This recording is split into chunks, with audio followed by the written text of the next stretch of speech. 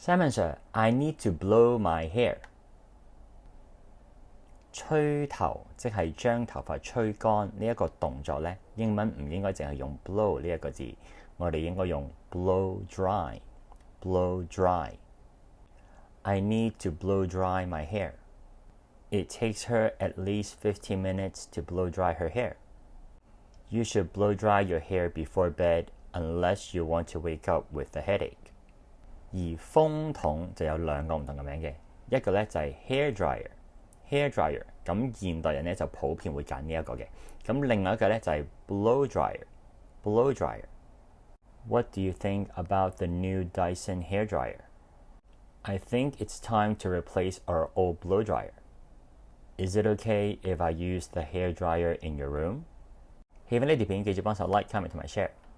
喜歡我嘅教學方式同埋想實際上支持一下我咧，就歡迎 subscribe 我嘅 Patreon 平台同埋參加我嘅 Zoom 小組班。